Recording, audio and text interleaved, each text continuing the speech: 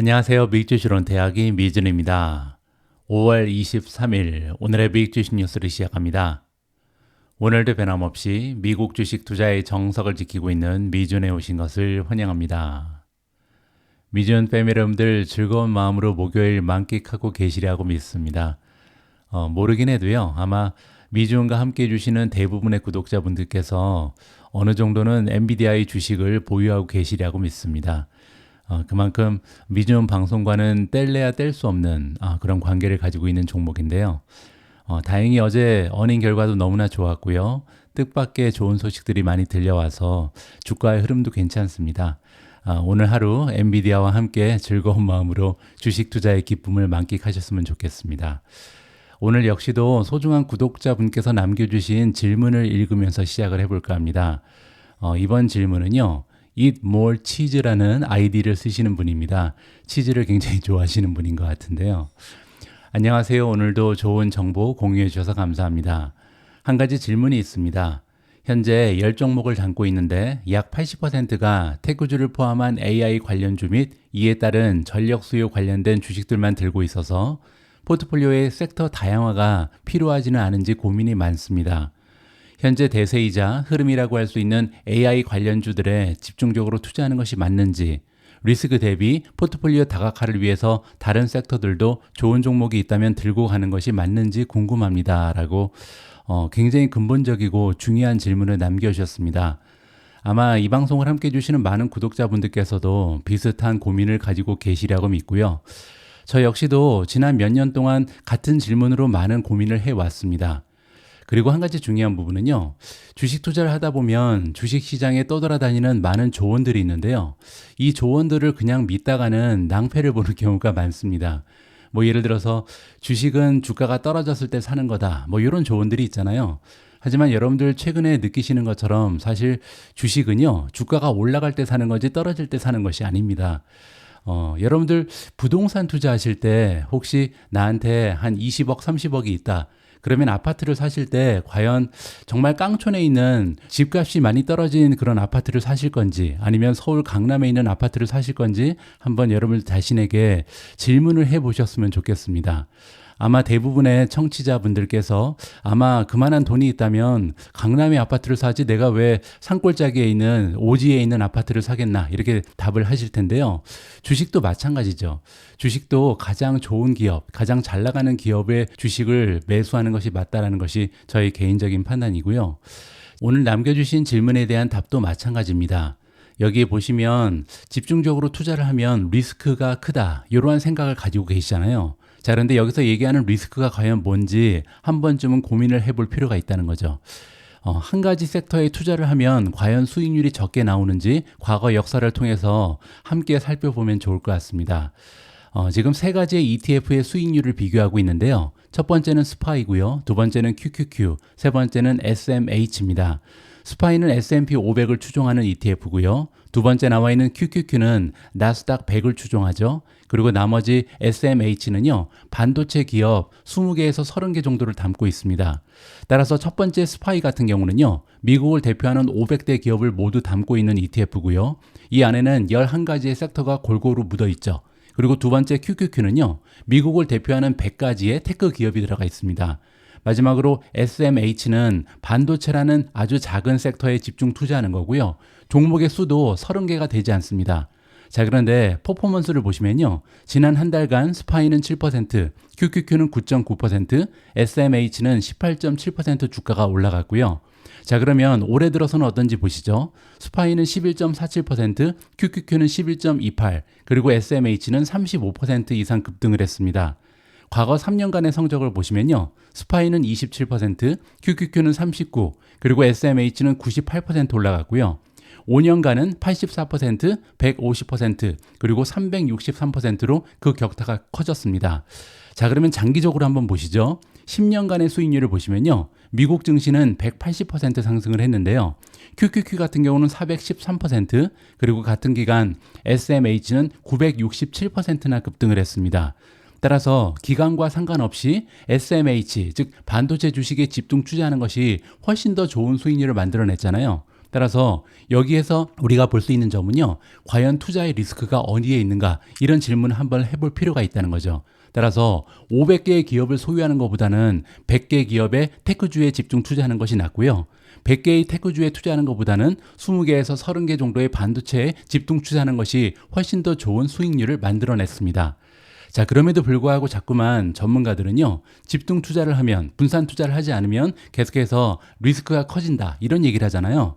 여기서 얘기하는 리스크는 뭔지 우리가 의미를 생각해 볼 필요가 있는데요. 수익률에 관한 리스크가 아닙니다. 투자를 진행하다 보면요, 심리적으로 굉장히 흔들릴 때가 많고, 가지고 있는 주식을 몽땅 팔아버리는 실수를 할 경우가 굉장히 많거든요. 불과 2년 전에 2022년에 여러분들 베어마켓을 기억하실 겁니다. S&P 기준으로 한 25% 떨어졌잖아요. 하지만 그때 우리가 가지고 있었던 포트폴리오는요, 심하게는 50%에서 70% 정도 급락 추세를 보였을 겁니다. 그거는요, 집중 투자를 하고 있기 때문이죠. 여러 가지 테크주만 가지고 계신 분들은 아마도 포트폴리오가 반토막 이상으로 줄어드는 굉장히 고통스러운 경험을 가지고 계실 텐데요. 자, 이러한 시기가 다가왔을 때 과연 우리가 견딜 힘이 있는가, 이 부분을 생각할 필요가 있다는 거죠. 따라서 다양한 섹터의 주식을 담고 있으면요, 이렇게 어려운 시기가 찾아왔을 때 견딜 수 있는 힘이 생긴다, 그런 의미에서 리스크가 줄어든다, 이런 얘기를 하는 겁니다. 따라서 우리 투자자 입장에서는요, 투자의 전략은 다시 한번 말씀드리지만 내가 가지고 있는 개인적인 여건이라든지 나의 투자 성향, 그리고 나란 사람이 가지고 있는 맵집이라 그러죠. 정신적인 힘을 좀 감안을 하면서 투자의 전략을 짜는 것이 맞습니다. 따라서 만약에 나는 포트폴리오의 수익률이 반토막이 나도 상관이 없다, 견딜 수 있는 힘이 있다, 이렇게 생각하시는 분들은요, 가장 좋은 섹터에 들어가 있는 가장 좋은 주식에 집중 투자하는 것이 맞고요. 만약에 나는 한 20% 30%만 떨어져도 너무나 떨린다, 힘겹다, 주식 투자를 포기하고 싶을 정도로 많이 흔들린다, 이러신 분들은요, 여러 가지 섹터의 다양한 종목을 담으셔서 한 가지 섹터가 떨어져도 다른 섹터가 견디는 이러한 포트폴리오를 구성하는 것이 해답이 아닐까 개인적으로 생각합니다. 자, Eat More 치즈님께서 남겨주신 중요한 질문에 대한 답변 잘 됐는지 모르겠습니다. 자, 그러면 5월 23일 준비된 오늘의 미국 주식 뉴스 바로 시작합니다. 오늘도 어제 미국 증시 시황부터 정리하도록 하겠습니다. 최근 며칠간 S&P 500의 시장 폭이 많이 좁아졌습니다. 어제 역시도 마켓 브레스는 그렇게 좋지 않았죠. 언뜻 봐도 빨간색이 녹색보다는 지배적입니다. 따라서 어제도 떨어진 종목의 수가 올라간 종목의 수보다는 훨씬 더 많았다, 이렇게 정리가 가능하고요. 실제로 S&P 500의 마켓 브레스 지수를 보시면요, 57.56까지 떨어졌습니다. 며칠 전만 해도 막 70을 육박했었잖아요. 따라서 최근에 모멘텀이 떨어진 종목들이 많이 발견이 되는 거죠. 이제는 S&P 500을 구성하는 500대 기업 중에 50일 이평선 이상으로 주가가 형성되면서 단기적으로 모멘텀이 뛰어난 종목은요, 전체 500대 기업 중에 57%에 불과하다, 이렇게 정리가 가능합니다. 어제 엔비디아가 대박 실적을 발표했기 때문에 제 생각에는 인공지능 관련주는 굉장히 좋은 주가의 흐름을 보일 가능성이 높죠. 자, 그런데 시장 전반적으로 함께 올라갈런지 아니면 인공지능 관련 주식만 계속해서 랠리를 거듭할런지 이 부분은 조금 더 지켜볼 필요가 있을 것 같습니다. 어제 3대 지수의 움직임을 보시면요, 다우존스는 0.51% 떨어지면서 마감이 됐고요. S&P 500은 마이너스 0.27, 나스닥은 0.18% 떨어졌습니다. 따라서 시장이 전반적으로 하락했지만 그나마 테크주들이 분발을 했다, 이렇게 보시면 되겠죠. 어제 주가 흐름이 가장 좋았던 성장주 이름을 보도록 하겠습니다. 첫 번째는 펄솔라입니다. 어제 방송에서 굉장히 좀 강추했던 종목인데 방송에 나가자마자 19% 연이어서 올라갔습니다. 펄솔라가 이렇게 올라간 이유는 조금 이따가 설명을 드리고요. 블룸 에너지는 플러스 12.36%, ADI는 10.86% 급상승했고요. 플러그 파워가 플러스 10.71, 스템 플러스 9.68, 에디타스 플러스 9.26, 솔라 엣지 플러스 8.97, 인페이즈 에너지 플러스 8.73, 리비안 플러스 6.47, 펠로톤 플러스 4.89, 온 세미컨덕터 플러스 4.77, 스타벅스 플러스 3.86, 마지막으로 wolfspeed가 플러스 3.73%로 가장 좋은 추세를 만들어냈습니다. 어제 주가의 흐름이 좋았던 종목들의 공통점이 보이는데요. 청정에너지 관련된 종목이 굉장히 많죠. 첫 번째로 인페이즈 에너지, 솔라 엣지, 거기에 스템도 마찬가지고요. 플러그 파워, 블룸 에너지, 그리고 펄솔라, 이런 종목들은 모두 청정 에너지랑 관련이 있잖아요. 청정에너지 종목이 이렇게 좋은 추세를 보인 이유는요, 바로 중국발 뉴스 때문입니다. 자, 솔라시어, 따라서 솔라에너지랑 관련된 주식이 굉장히 급등을 했는데요. 그 이유는 뭐냐면 중국이 약속을 했습니다. 어떤 약속을 했냐면요, 프라이스 워를 중단하겠다. 자, 이 얘기가 뭐냐면 최근 들어서 중국에서 수출하고 있는 태양광 제품에 대한 가격 문제가 불거졌죠. 너무나 많은 폭으로 가격을 인하하면서 덤핑 판매를 한다, 이런 이슈가 있었는데요. 어제 중국의 기관에서 얘기하기를 우리 이러한 가격 경쟁 우리가 자제하겠다, 이제부터는 정상적인 가격에 판매하겠다, 이러한 약속을 한 것으로 나타납니다.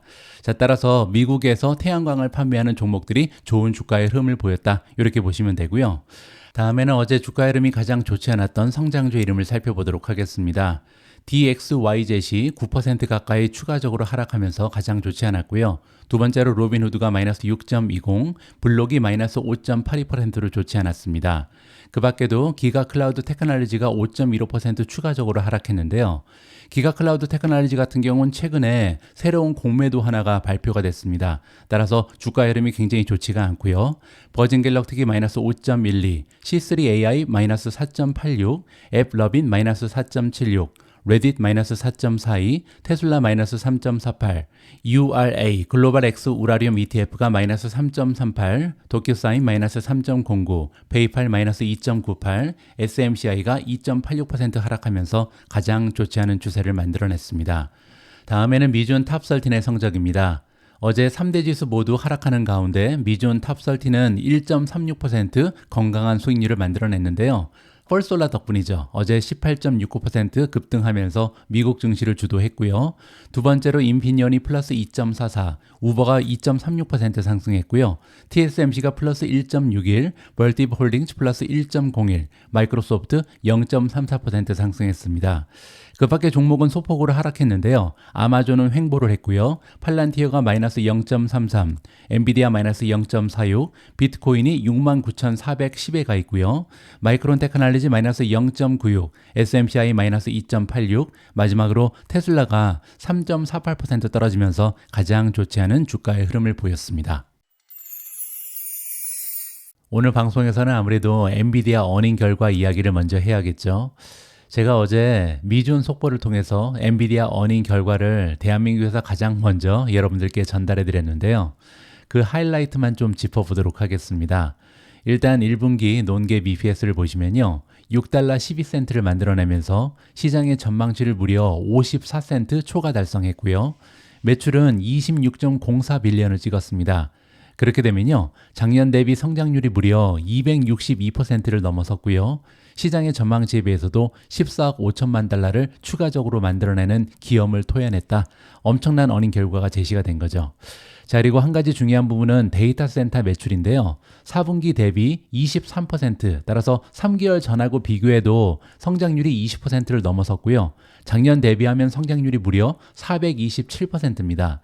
따라서 데이터 센터가 중요한 이유는 인공지능 때문이죠. 지금 인공지능이 얼마나 많은 매출을 증가시키고 있는지 단편적으로 확인을 해볼 수가 있는 거고요. 전체 매출 260억 달러에서 226억 달러가 데이터 센터에서 매출로 발생됐습니다. 따라서 엄청난 성장을 거듭하고 있다, 이렇게 보시면 되고요. 자, 그리고 굉장히 서프라이즈한 소식 하나가 있었는데요. 바로 주식 분할이죠. 2024년 6월 7일부로 10대 1의 주식 분할을 시행하겠다, 이러한 깜짝 소식이 있었습니다. 지금 현재 엔비디아의 주가가 1000달러를 조금 넘었잖아요. 6% 상승하면서 1007달러에 가 있는데요. 10대 1로 분할을 하게 되면 한 주당 100달러가 조금 넘어가는 가격으로 떨어지게 되겠죠. 자, 그리고 분기별 현금 배당금을 제폭으로 증가시켰습니다. 분할 후 기준으로 주당 0.01달러, 150% 증가했는데요. 그럼에도 불구하고 아직까지는 배당률은 굉장히 낮다, 이렇게 보시면 되고요.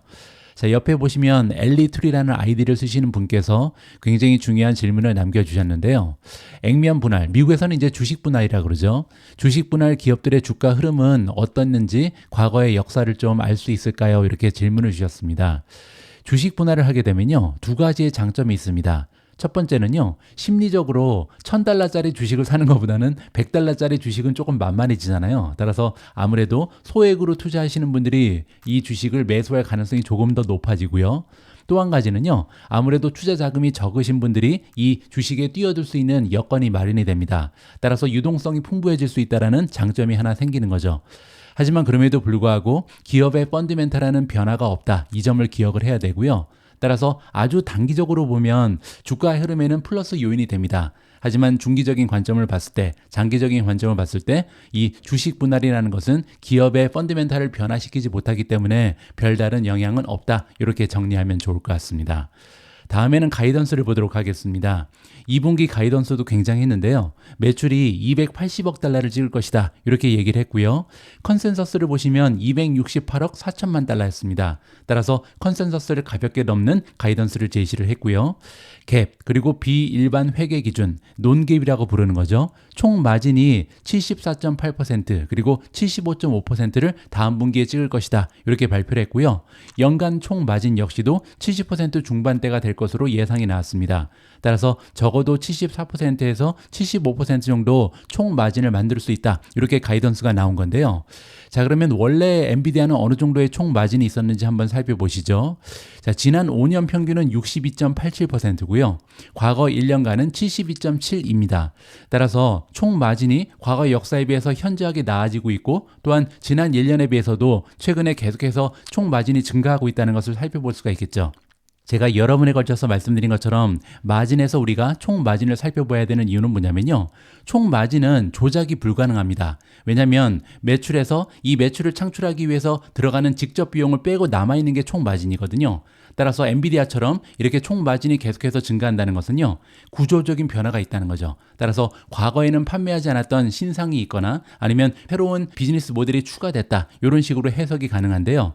엔비디아 같은 경우는 여러분들 알고 계신 것처럼 인공지능의 붐으로 인해서 엄청나게 단가가 높은 GPU를 판매하면서 이렇게 총 마진이 급등하고 있다. 이 점을 살펴볼 수가 있겠습니다.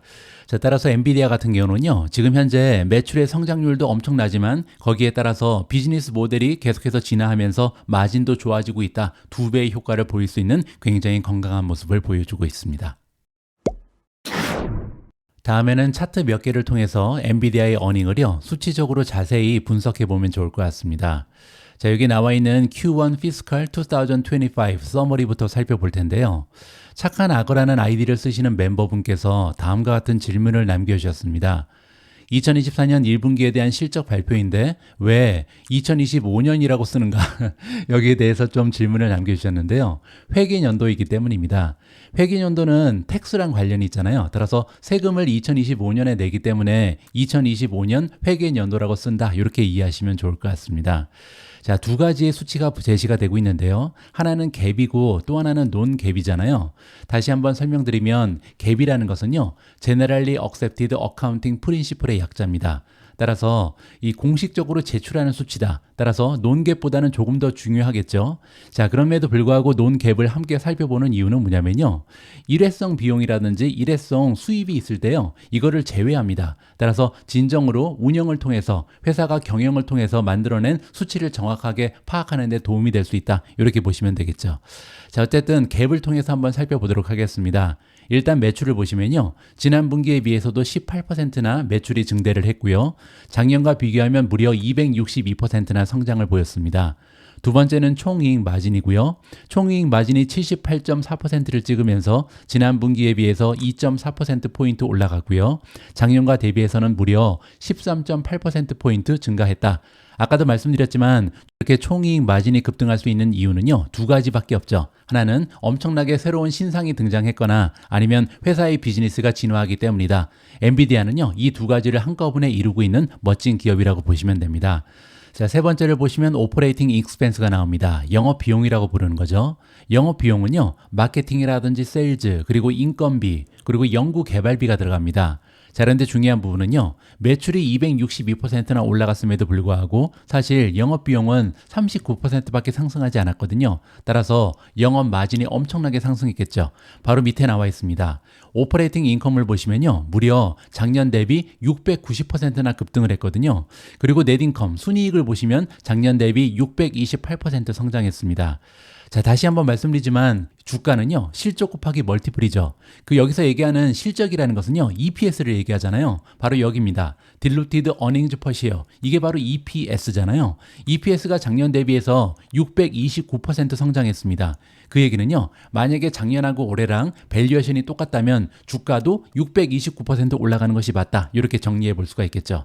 자, 지금 보시는 것처럼 엔비디아가 주가가 많이 올라간 것도 사실이지만 이러한 주가의 흐름은요, 당연히 EPS의 성장과 맞물려 있다. 따라서 실적이 뒷받침되는 주가의 흐름이다. 이 점을 기억할 필요가 있다고 생각을 합니다.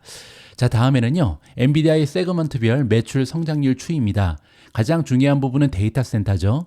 데이터 센터 같은 경우는요, 지난 분기에 비해서도 매출이 22.6%나 급등을 했고요. 작년 대비 426.7% 급등했습니다. 따라서 AI로 인해서 지금 얼마나 많은 혜택을 엔비디아가 받고 있는지를 단편적으로 확인해 볼 수 있는 거고요.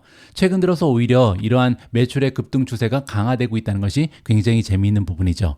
자, 그리고 게이밍을 보시면요, 18.2% 작년 대비 성장을 했고요. 지난 분기에 비해서는 7.6% 떨어졌는데요. 이 부분은 시즌과 관계가 있다. 이렇게 보시면 될 것 같습니다. 자, 어쨌든 중요한 부분은요, 게임도 작년 대비 성장을 했고, 그리고 가장 중요한 데이터 센터는 무려 426% 작년 대비 성장했다. 이 부분을 보시면 될 것 같고요. 자, 그 밖에 프로페셔널 비주얼리제이션 전문 시각화 부분은 44.7% 성장했고요. 마지막으로 자동차와 인베디드 부분은요, 11.1% 작년 대비 성장, 그리고 지난 분기에 비해서는 17.1% 성장했습니다. 따라서 자동차 부분이 조금씩 살아나는 거 아닌가, 이렇게 우리가 희망을 가져볼 수가 있는 거고요.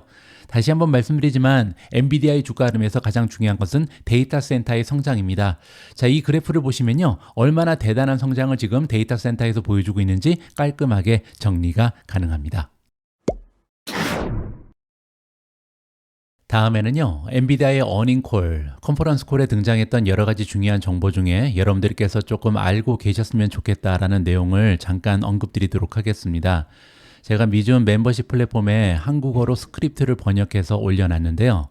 자, 일단 가장 먼저 블랙웰이죠. 차세대 GPU에 대한 판매가 언제부터 개시되는가, 여기에 대한 질문이 올라왔는데요. 젠슨 왕은 이렇게 답합니다.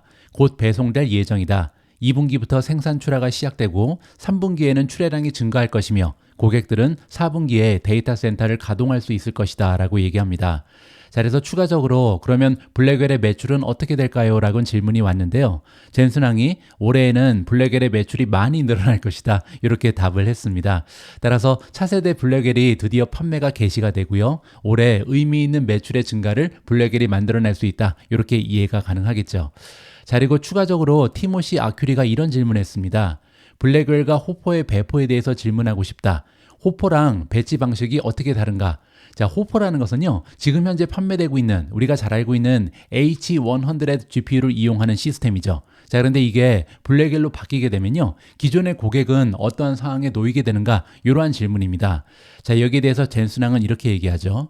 블랙웰은 GPU가 아니라 플랫폼이다. 그리고 이 플랫폼에는요, 여러 가지 다양한 시스템이 복합적으로 작용한다. 뭐 공랭식, 순행식, x86 아키텍처, 뭐 그레이스, 여러 가지 이야기를 쭉 하는데요. 중요한 건 뭐냐면 이미 호퍼를 설치한 데이터 센터의 기존 설치 기반에 추가할 것이다. 이렇게 지금 나와 있거든요. 따라서 이들은 H100에서 H200 그리고 나아가서 B100로 쉽게 전환할 수 있다. 업그레이드가 쉽다는 거죠. 따라서 블랙웰의 시스템은 정기적, 기계적으로 이전 버전과 호환되도록 설계됐다. 따라서 한번 엔비디아의 생태계에 들어오면 너네들은 빠져나갈 수 없다. 이 얘기를 지금 돌려서 하는 겁니다. 물론 호퍼에서 실행되는 소프트웨어 스택은 블랙웰에서도 환상적으로 실행될 것이다 라고 밝히고 있습니다. 따라서 엔비디아의 경제적 혜자는요, 사실 쿠다라고 부르는 소프트웨어고요. 이 소프트웨어가 계속해서 진화하고 있는, 업그레이드 되고 있는 하드웨어를 계속해서 뒷받침하고 있다. 이렇게 보시면 됩니다.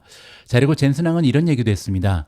모든 데이터 센터에서 GPU에 대한 수요는 엄청나다라고 자랑을 했습니다. 그리고 그 이유는 챗GPT, GPT-4o와 같은 애플리케이션과 이제는 멀티모달리티, 제미나이, 그리고 엔트로픽과 모든 CSP에서 수행되고 있는 모든 작업이 GPU를 소비하고 있기 때문이다. 우리가 만드는 GPU 없이는 이러한 인공지능 모델이 만들어질 수 없다. 이렇게 지금 못을 박는 거죠. 자, 또한 멀티미디어에서 디지털 캐릭터는 물론이고요. 모든 종류의 디자인 툴 애플리케이션, 생산성 애플리케이션, 디지털 생물학, AV 산업의 비디오로의 전환, 그리고 엔드2 모델 학습, 자율주행, 여러 가지 안 쓰이는 데가 없다. GPU 없이는 우리가 지금 얘기하는 모든 테크놀로지가 구축될 수 없다라고 얘기합니다. 자, 어쨌든 중요한 점은요, 수요는 정말 많고 공급을 능가하고 있다. 따라서 앞으로도 GPU의 판매는 계속될 것이다. 이렇게 다시 한번 이야기를 하고 있습니다. 자, 모건 스탠리의 조셉 무어가 이런 질문합니다. H200 그리고 블랙웰 제품에 대한 수요가 많다고 들었다. 그런데 문제는요, 지금 판매되고 있는 호퍼 그리고 H100가 이러한 블랙웰 그리고 H200 때문에 판매가 잘 되지 않는 거 아닌가? 이게 걱정이다. 이렇게 질문했거든요. 자, 그랬더니 젠순왕이 이렇게 대답합니다. 이번 분기까지는 호퍼의 수요가 증가할 것으로 예상이 된다. 그리고 이제 H200로 전환하고 블랙웰로 전환함에 따라서 당분간은 수요가 공급을 앞지를 것으로 예상된다. 따라서 걱정할 필요 없다. 아직도 블랙웰이 출시되기 전까지는 계속해서 옛날 버전인 호퍼가 판매되고 있고, 그리고 블랙웰이 나오자마자 다시 잘 판매될 것이다. 따라서 우리의 매출은 계속해서 증가할 수 있다. 이렇게 지금 얘기를 하고 있습니다. 자, 그리고 골드만삭스의 토시야 하리가 굉장히 중요한 질문을 했습니다. 바로 경쟁 부분인데요. 많은 클라우드 고객이 자체적으로 GPU에 대적할 만한 칩을 만들고 있잖아요. 자, 여기에 대해서 어떻게 생각하는가, 이러한 질문을 했는데요.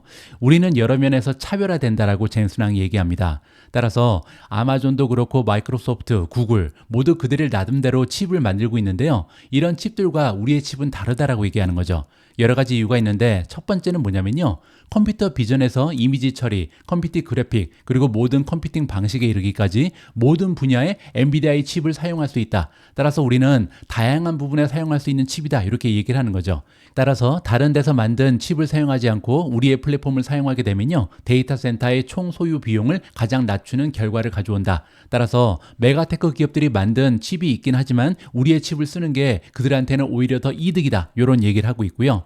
자, 두 번째 이유가 중요한데요. 엔비디아는 모든 클라우드에 있다는 점입니다. 자, 이게 왜 중요하냐면 개발자 입장에서 생각을 하면 굳이 애저 안에서만 활동을 할 필요도 없고요. AWS 혹은 구글 클라우드 안에서만 개발을 할 필요가 없잖아요. 엔비디아와 함께 한다면 여기저기 다양한 플랫폼에서 내가 원하는 프로그램을 개발할 수 있다. 이러한 장점이 있죠. 따라서 개발자 입장에서 보면 이러한 메가테크 기업이 만드는 칩보다는 엔비디아의 칩을 이용하는 것이 훨씬 더 편리하고 활용 가치가 높다. 이렇게 보시면 될 것 같습니다. 세 번째 이유는요, 우리가 AI 공장을 구축한다는 사실과 관련이 있다라고 합니다.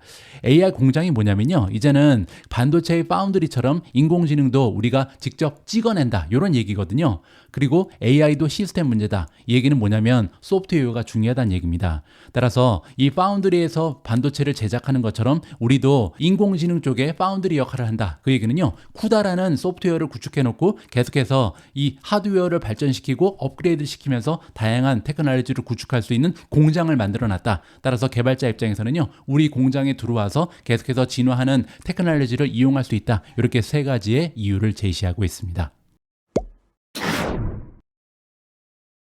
엔비디아는 여기서 정리를 하고요. 이번에는 테슬라로 넘어갑니다. 어제 테슬라의 주가가 3.5% 가까이 급락을 했는데요. 굉장히 좋지 않은 소식 하나가 보도가 됐거든요. 바로 이번 기사입니다. 유럽에 전기차 대신 하이브리드 붐이 찾아왔다라는 내용인데요. 어떤 내용이 실려 있는지 한번 살펴보시죠. 유럽 자동차 제조업체 협회 데이터에 따르면요. 4월달 유럽연합 자동차 시장은 전년 동기 대비 13.7% 성장했습니다. 이 부분은 고무적이죠. 따라서 적어도 유럽에서는 자동차 산업이 드디어 바닥을 찍고 성장을 가속화하고 있다. 이 부분을 확인해 볼 수가 있었고요. 신규 등록 대수는요. 총 91만 3,995대로 스페인이 플러스 23.1%, 독일이 19.8%, 프랑스가 플러스 10.9%, 이탈리아가 플러스 7.7% 등 주요 시장이 다 살아나고 있다. 이 부분이 굉장히 고무적이죠. 자, 그런데 문제는요. 배터리 전기 자동차 등록 대수입니다. 4월 한 달 동안 전년 대비 14.8% 증가한 10만 8,552대를 기록했는데요. 자, 여기 나와 있는 것처럼 자동차 전체 시장이 13.7% 성장했잖아요. 따라서 전체적인 성장률과 이 전기 자동차의 성장률이 거의 비슷하다. 이 부분이 굉장히 우울한 거죠. 자, 그리고 시장 침투율은요, 약 12%로 변화 없이 유지가 됐다. 따라서 작년에도 전체 자동차 시장에서 전기차가 차지하는 비율이 12%였고요. 올해 역시도 12%로 변화가 없다, 성장하지 못하고 있다. 이렇게 정리가 가능한 거죠. 자, 1월부터 4월까지 YTD로 보시면요. 44만 1992대의 배터리 전기차가 신규 등록됐습니다. 그렇게 되면요, 전년 대비 증가율이 6.4%에 불과하거든요. 따라서 4월달 들어서 조금 회복은 하고 있지만 2024년 1월부터 4월까지 보면요, 아직까지 성장률이 10%도 되지 않은 굉장히 미미한 수치를 보이고 있는 거죠. 자, 그런데요, 반면 하이브리드 전기 자동차는 굉장한 추세를 보이고 있습니다. 4월달에 무려 33.1% 등록이 증가했거든요. 따라서 성장세가 굉장한 거죠. 자, 이 부분의 최대 시장인 프랑스는 플러스 48.1%, 스페인은 플러스 38.5%, 독일은 25.9% 성장했고요. 이탈리아도 22.8%나 성장 추세를 보이고 있습니다. 따라서 대부분의 가장 커다란 시장에서 두 자릿수 이상의 증가율을 기록하면서 총 26만 5,992대가 등록이 됐죠. 자, 아까 전기차가 몇 대였죠? 여기 나와 있습니다. 10만 8천 대잖아요. 따라서 전기차는 4월 달에 10만 8천 대 판매되는데 그친 반면 지금 하이브리드 전기차는요, 무려 26만 5천 대 넘게 판매가 됐다. 굉장한 차이를 보이고 있습니다. 자, 따라서 하이브리드 전기차 시장 점유율은요, 작년에는 24.9%였는데 올해 4월은 29.1%로 거의 30%에 육박하고 있다. 이 부분이 굉장한 거죠. 자, 다음에는 이러한 추세에서 어떤 기업이 가장 잘 나가고 있는지 보도록 하겠습니다. 등록 대수를 기준으로 했을 때 유럽 내 연간 시장 점유율 선두 업체는요, 폭스바겐이 25.7%로 1위를 달리고 있고요. 2위는 스텔란티스 18.4%, 자, 그리고 4위에 토요타가 있고요. 7위를 보시면 현대가 3.9%로 7위를 차지하고 있습니다. 자, 그런데 문제는요, 테슬라 같은 경우는 11위까지 떨어졌고요. 그리고 점유율은 2.1%에 불과하거든요. 주목할 점은 지금 유럽에서 테슬라의 시장 점유율이 소폭으로 오히려 하락을 했다. 따라서 가면 갈수록 테슬라의 입지가 오히려 악화되고 있는 거죠. 자, 우리가 과거 1, 2년 전에 생각할 때는요, 테슬라의 시장 점유율은 계속해서 올라갈 수밖에 없다. 전기차의 시대가 도래할 거고, 그렇게 되면 테슬라의 이 시장 점유율은 굉장한 추세를 보일 것이다. 이렇게 기대를 하고 있었는데요. 실제로 지금 2024년 중반에 가까우고 있는데 테슬라는 아직까지 전체 시장의 2.1%를 차지하는 데 그치고 있다. 따라서 적어도 유럽에서는요, 굉장히 점유율에서 초라한 실적을 보이고 있는 것이 테슬라라는 것을 어제 기사를 통해서 확인해 볼 수가 있었습니다. 어제 미주원 방송에서는요, 가장 많은 헤지펀드가 탑픽으로 보유한 종목의 랭킹을 함께 살펴봤습니다. 오늘은 거기에 대한 2부인데요. 헤지펀드들이 1분기에 가장 많이 매수한 AI 수혜주의 이름을 함께 살펴보도록 하겠습니다. 굉장히 흥미진진한데요. 골드만삭스에 따르면 헤지펀드는 1분기에 인공지능 붐으로 인해 잘 알려지지 않은 여러 수혜주를 추가하는 한편 강력한 랠리 이후 메가캡 기술주에 대한 노출을 줄였다라고 나와 있습니다. 메가캡 기술주에 대한 노출을 줄인 것은요, 그만큼 주가의 상승이 도달해졌기 때문에 이익 실현을 했다, 이렇게 보시면 되겠죠. 자, 어쨌든 골드만삭스는요, 총 자산 규모가 2조 7천억 달러에 달하는 707개의 헤지펀드 보유 자산을 분석했고요. 자, 그리고 스마트머니 그룹의 AI 관련 주식 보유 현황을 인프라, 실현 가능한 수익, 생산성, 그리고 전력 관련주, 이렇게 네 가지로 나누어서 첨단 기술의 여러 측면에서 살펴봤다라고 합니다. 자, 그 결과에 따르면요, 헤지펀드가 전체 AI 분야에서 상대적으로 주목을 받지 못하는 종목, 예를 들어서 마벨 테크놀로지라든지 TD 시넥스, AES 코퍼레이션, 그리고 리틀퓨즈 같은 인프라 분야의 플레이어를 많이 추가했다는 사실을 발견했다라고 합니다. 자, 과연 어떤 종목이 많이 추가됐는지 여기 나와 있는데요. 가장 위쪽을 보시면요, 마벨 테크놀로지 같은 경우는 전체 49곳에서 매수를 했다. 굉장히 많은 헤지펀드가 선택을 한 거죠. 두 번째로 많은 헤지펀드가 매수한 AI 수혜주는요, TD 시넥스고요. 40곳에서 매수했습니다. 자, 그리고 애플을 보시면 33곳에서 추가를 한 것으로 나와 있고요. AES 코퍼레이션이 28곳, 리틀퓨즈는 25곳, 어도비가 24, 그리고 최근에 구리 때문에 잘 나가고 있는 프리포트 맥모란이 24곳, 월그린 부츠 얼라이언스가 22곳이고요. 넥스트랙터가 22곳, 마지막으로 퍼스트 아메리칸 파이낸셜이 21곳에 선택을 받았다, 이렇게 보시면 됩니다. 여기 나와 있는 숫자는요, 얼마나 많은 헤지펀드가 보유 비중을 늘렸는가, 여기에 따라서 랭킹을 정했다, 이렇게 보시면 될 것 같습니다. 따라서 전체 보유량과 상관없이 이 비중이 올라간 종목의 순위다, 이렇게 정리가 가능하고요. 자, 이번에는 그러면 비중을 줄인 종목의 순위도 봐야겠죠. 가장 많은 기관에서 비중을 줄인 종목은 메타 플랫폼주고요. 총 61곳에서 비중을 삭감했다, 이렇게 보시면 되고요. 두 번째로 마이크로소프트가 50곳에서 비중을 줄였다. 엔비디아가 41곳으로 3위를 차지했고요. 케이던스 디자인이 마이너스 37, 시놉시스가 마이너스 26이고요. 테트라테크가 마이너스 23, 휴렛 패카드 엔터프라이즈가 마이너스 19, 아마존이 마이너스 19, 그리고 마지막으로 벌티브 홀딩즈가 18곳에서 비중을 감소시켰다. 이렇게 보시면 되고요. 여기 나와 있는 종목은 헤지펀드가 좋지 않게 본다. 이렇게 해석하는 것보다는요. 그동안 주가 흐름이 너무나 좋았기 때문에 다소 이익 실현을 한 헤지펀드가 많다. 이렇게 정리가 가능할 것 같습니다. 5월 23일 오늘의 빅 주식 뉴스는 여기까지입니다. 오늘 방송도 마지막까지 함께 해주셔서 감사합니다. 제가 보기에 기업은요, 살아있는 생명체랑 마찬가지입니다. 그 얘기는 매일매일 변화하고 끊임없이 진화하는 모습을 보이고 있거든요. 따라서 주식에 투자하는 우리 투자자 입장에서는요, 내가 투자하고 있는 기업이 어떠한 변화를 보이는지, 어떠한 진화를 만들어내고 있는지 지속적으로 모니터링을 할 필요가 있습니다. 그리고 이런 과정에는요, 미주은이 함께 하도록 하겠습니다. 내일도 여러분들 투자 활동에 도움될 수 있는 다양한 정보 모아서 다시 인사드리겠습니다. 우리 모두가 미국 주식 투자로 은퇴하는 그날까지 다 함께 화이팅입니다. 행복한 하루 되세요. 감사합니다.